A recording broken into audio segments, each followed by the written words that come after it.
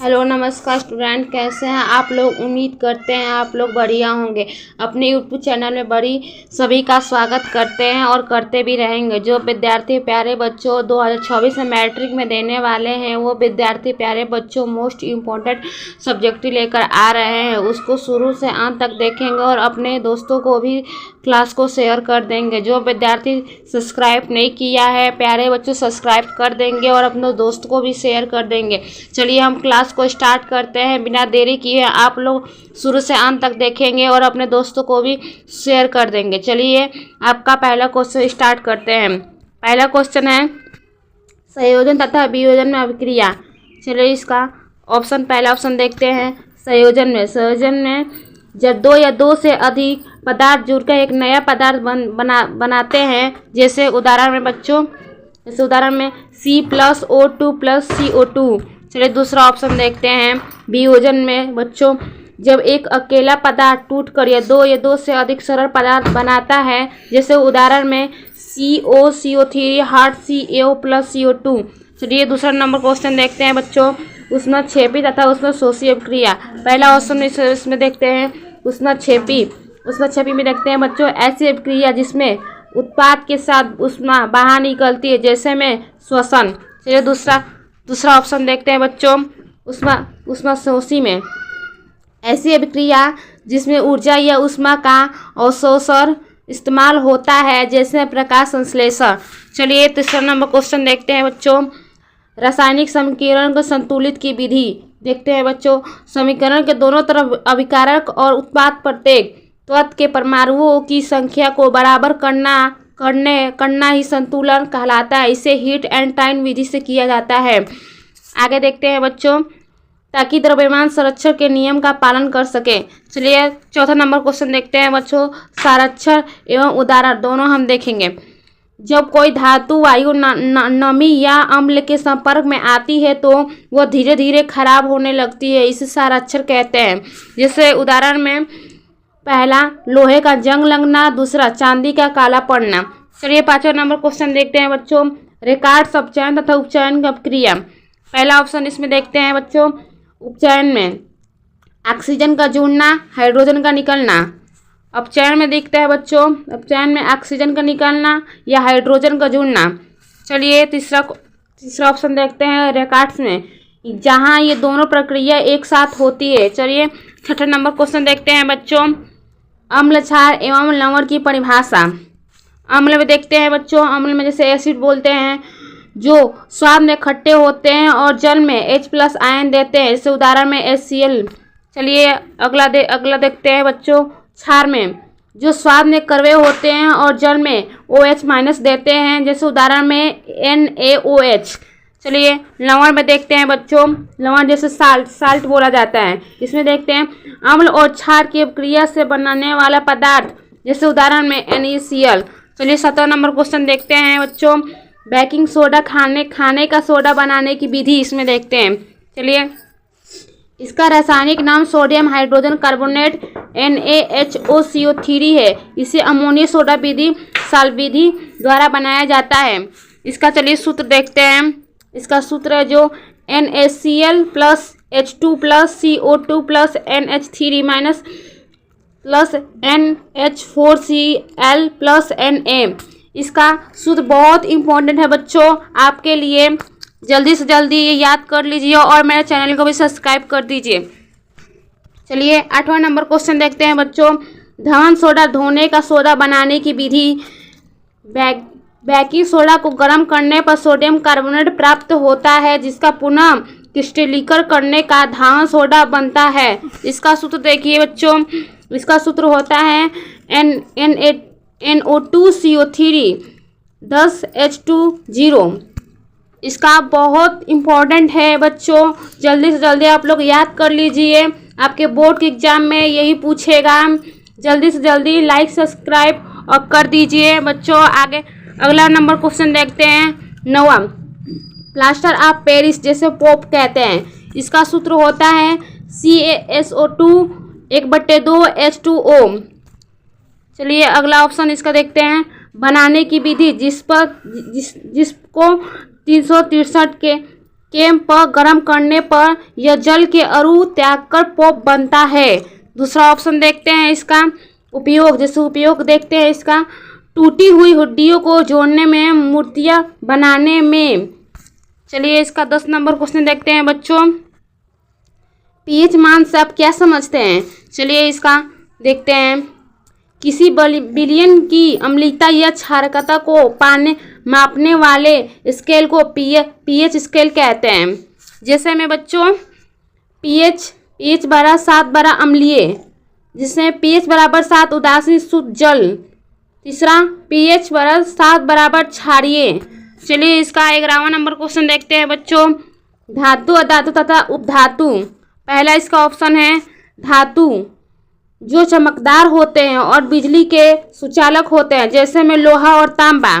चलिए दूसरा देखते हैं। अधातु में बच्चों जो चमकदार नहीं होते हैं और बिजली के कुचालक होते हैं, जैसे में ऑक्सीजन, सल्फर। चलिए तीसरा इसमें देखते हैं उपधातु में, अब जिनमें धातु और अधातु दोनों के गुण होते हैं, जैसे में सिलिकॉन, जर्मेनियम। चलिए 12वां नंबर क्वेश्चन देखते हैं बच्चों। विद्युत रासायनिक श्रेणी। इसका उत्तर होगा बच्चों, यह धातुओं की वह सूची है जिसमें उन्हें उनकी क्रियाशीलता के आधार पर घटते क्रम में रखा जाता है। इसमें सबसे ऊपर की धातुएं, जिसमें पोटेशियम सबसे अधिक क्रियाशील होती है। चलिए अगला नंबर क्वेश्चन देखते हैं बच्चों। 13 नंबर क्वेश्चन देखते हैं बच्चों। संतृप्त तथा असंतृप्त हाइड्रोकार्बन। इसका पहला ऑप्शन देखते हैं संतृप्त में, जिनमें कार्बन परमाणुओं के बीच केवल एक बंध सिंगल बॉन्ड होता है, जैसे मेथेन। चलिए असंतृप्त में देखते हैं, जिनमें कार्बन परमाणुओं के बीच द्विबंध डबल बॉन्ड या ट्रिपल बॉन्ड होता है, जैसे में एथीन।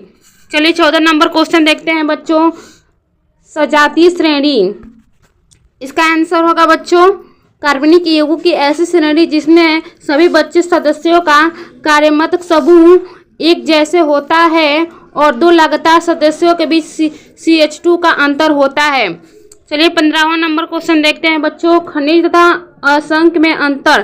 पहला इसका अंतर देखते हैं। देखिए जैसे खनिज प्रकृति में पाए जाने वाले वे पदार्थ जिनमें धातुएं होती हैं।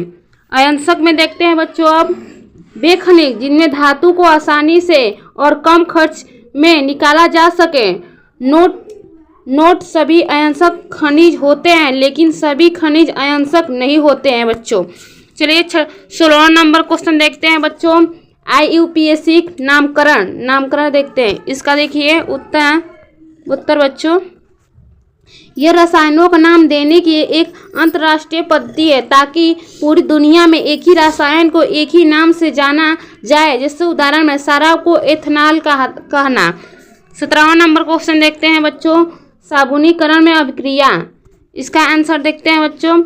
जब वसा में तेल की सोडियम हाइड्रोक्साइड NOH जैसे क्षार के साथ गर्म किया जाता है तो साबुन और गिलसारे बनाता है। इसी प्रक्रिया को साबुनीकरण कहते हैं। चलिए 18वां नंबर क्वेश्चन देखते हैं बच्चों। एस्टरीकरण अभिक्रिया। जब किसी कार्बनिक अम्ल और अल्कोहल की क्रिया कराई जाती है तो मीठी गंध वाला पदार्थ एस्टर बनता है। इसका उपयोग इत्र बनाने में होता है, जिसे परफ्यूम कहते हैं बच्चों। चलिए 19 नंबर क्वेश्चन देखते हैं बच्चों। साबुनीकरण में अतिरिक्त टिप्पणी। साबुन के अणु के 2 भाग होते हैं, एक जलरागी पानी से जुड़ने वाला और दूसरा जलविरागी मैल से जुड़ने वाला। जब कपड़ों को पानी में भिगोया जाता है तो साबुन के अणु मैलों के चारों ओर एक गोलाकार संरचना बना लेते हैं, जिसे मिसेल कहते हैं और गंदगी बाहर निकल जाती है। चलिए 20वां नंबर क्वेश्चन देखते हैं बच्चों। 1 मिनट बच्चों, थोड़ा इसमें 20वां नंबर क्वेश्चन देखते हैं। मेंडलीव आवर्तन नियम। मेंडलीव के अनुसार तत्वों के भौतिक और रासायनिक गुण उनके परमाणु द्रव्यमान एटॉम मास के आवर्ती फलन होते हैं। उन्होंने अपनी आवर्त सारणी में तत्वों को बढ़ाने के परमाणु भार के क्रम में रखा था। चलिए 21 नंबर क्वेश्चन देखते हैं बच्चों। पाचन तंत्र देखेंगे। अब पाचन तंत्र वह अंग तंत्र जो भोजन के छोटे छोटे टुकड़ों में तोड़कर शरीर को ऊर्जा देता है। इसमें मुख्य रूप से मुख्य ग्रसनाली, आमाशय, छोटी आंत और बड़ी आंत शामिल है। देखिए बच्चों, ये पाचन का चित्र है जो आपके बोर्ड के एग्जाम में यही पूछा जाएगा।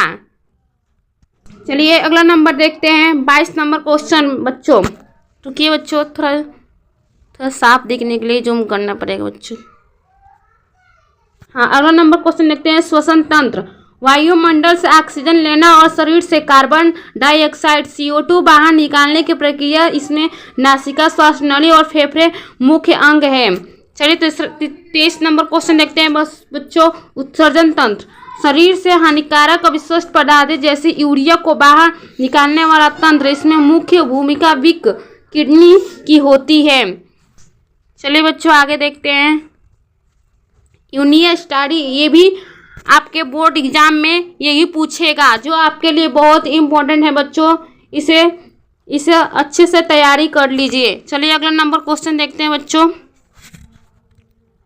24 नंबर क्वेश्चन हम लोग का है, लैंगिक तथा अलैंगिक जनन में अंतर। इसका पहला ऑप्शन लैंगिक जनन, इसमें 2 जनक नर और मादा की आवश्यकता होती है, संतान में भीमेंद्रा आती है। अलैंगिक में देखिए बच्चों, अलैंगिक जनन में इसमें केवल एक ही जनक संतान उत्पन्न करता है, संतान बिल्कुल जनक जैसी होती है। चलिए इसका 25 नंबर क्वेश्चन देखते हैं बच्चों, स्वर परागण तथा पर परागण में अंतर। स्वर परागण में जब एक फूल के परागण उसी फूल के स्त्री केसर पे गिरते हैं। पर परागण में देखिए बच्चों, पर परागण में होता है जब एक फूल के पर परागण दूसरे पौधे पे लगे फूल के स्त्री केसर पे पहुंचते हैं हवा या कीट द्वारा। आगे देखते हैं बच्चों, अगला क्वेश्चन देखते हैं बच्चों, 26 नंबर क्वेश्चन, पुष्प की संरचना। फूल के मुख्य रूप से 4 भाग होते हैं। पहला बाह्य दलपुंज हरा भाग, दूसरा दलपुंज रंगीना पंखुड़िया, तीसरा पुकेश्वर नर भाग, चौथा स्त्रीकेसर जो मादा भाग है। चलिए अगला नंबर, जैसे ये पुष्प है जो आपके लिए, ये भी आपके बोर्ड के एग्जाम में पूछेगा, जो आपके लिए बहुत इम्पोर्टेंट है बच्चों। अच्छे से इसे रिवीजन तैयारी कर लीजिए। चलिए अगला नंबर क्वेश्चन देखते हैं रुकिए बच्चों, इसे थोड़ा जूम कर दें। 27 नंबर क्वेश्चन, नर तथा मादा जनन तंत्र। जनन तंत्र में मुख्य अंग वृषक टेस्टिस है जो शुक्राणु बनाता है, और मादा जनक तंत्र मुख्य अंग अंडाशय ओवरी जो अंडे बनाता है। चलिए 28 नंबर क्वेश्चन देखते हैं बच्चों, डीएनए तथा आरएनए में अंतर। डीएनए यह आनुवंशिक गुरु के एक पीढ़ी से दूसरी पीढ़ी में ले जाता है, यह दिल कुंडली डॉपलहैंगर होता है। आरएनए में मुख्य रूप से प्रोटीन बनाने में मदद करता है, ये कुंडली वाला होता है। चलिए बच्चों 29 नंबर क्वेश्चन देखते हैं, और हमारे चैनल को सब्सक्राइब जल्द से जल्द कर दीजिए, लाइक शेयर कमेंट कर दीजिए। चलिए अगला नंबर क्वेश्चन देखते हैं, मेंडल के आनुवंशिकता के नियम। गेंगर जॉन मेंडल के मटर के पौधे पर प्रयोग कर 3 नियम दिए हैं। पहला प्रभावित का नियम, दूसरा पृथक्करण का नियम, तीसरा स्वतंत्रता ऑफ यूर का नियम। और चलिए 30 नंबर क्वेश्चन देखते हैं बच्चों, एक संकर संकरण तथा अधिष्करण संकरण। इसका पहला ऑप्शन एक संकरण, जब केवल एक लक्ष्य में जैसे लंबाई को ध्यान में रख कर क्रॉस कराया जाए। दूसरा दिष्करण में देखिए बच्चों, दिष्करण में जब 2 लक्षणों जैसे बीज का रंग और आकार के एक साथ लेकर क्रॉस लगाया जाए। चलिए 31 नंबर क्वेश्चन देखते हैं बच्चों, लिंग निर्धारण की प्रक्रिया। मनुष्य में लिंग का निर्धारण गुणसूत्रों क्रोमोसोम द्वारा होता है। पुरुषों में XY और महिलाओं में XX गुणसूत्र होते हैं। जब पिता का X गुणसूत्र माता के X से मिलता है तो लड़की होती है, और पिता का Y गुणसूत्र माता के X से मिलता है तो लड़का होता है। अतः बच्चों का लिंग पिता पर निर्भर करता है बच्चों। चलिए अगला नंबर 32 नंबर क्वेश्चन देखते हैं बच्चों। मानव मस्तिष्क ह्यूमन ब्रेन। मस्तिष्क शरीर का मुख्य समन्वय केंद्र है। इसके 3 मुख्य भाग है। पहला अग्र मस्तिष्क, सोचने या याद करने के लिए। दूसरा का मध्य मस्तिष्क, जिसे सुनने और देखने के लिए। तीसरा पश्चिम मस्तिष्क, शरीर या संतुलन बनाने के लिए, अनैच्छिक क्रियाओं जैसे धड़कन के लिए। चलिए 33 नंबर क्वेश्चन देखते हैं बच्चों। तंत्रिका तंत्र, यह शरीर में संदेशों एक जगह से दूसरी जगह भेजने का काम करता है। इसकी मुख्य इकाई तंत्रिका कोशिका न्यूरॉन होती है। यह बिजली के आवेग के रूप में सूचना पहुंचाती है। चलिए 34 नंबर क्वेश्चन देखते हैं बच्चों। मानव के मादा और नर जनन के अंतर का वर्णन। यह प्रश्न 27 के सामने है, लेकिन इसमें विस्तार से अंगों के नाम लिखने होते हैं। जैसे नर को बीसर शुक्रवाहिका शीर्ष, मादा को अंडाशय कहते हैं, अंडवाहिका फैलोपियन ट्यूब गर्भाशय। चलिए 35 नंबर क्वेश्चन देखते हैं बच्चों। प्रकाश व परावर्तन का नियम। जब प्रकाश किसी चिकनी सतह से टकरा कर वापस लौटता है तो इसे परावर्तन कहते हैं। जैसे नियम 1, देखिए नियम 1 में आपतन कोण एंगल मतलब आई और परावर्तन कोण आर हमेशा बराबर होते हैं, एल बराबर आर। दूसरा नियम में देखते हैं बच्चों। दूसरा नियम में आपतित किरण, परावर्तित किरण और अभिलंब तीनों एक ही समतल में होते हैं। चलिए 36 नंबर क्वेश्चन देखते हैं बच्चों।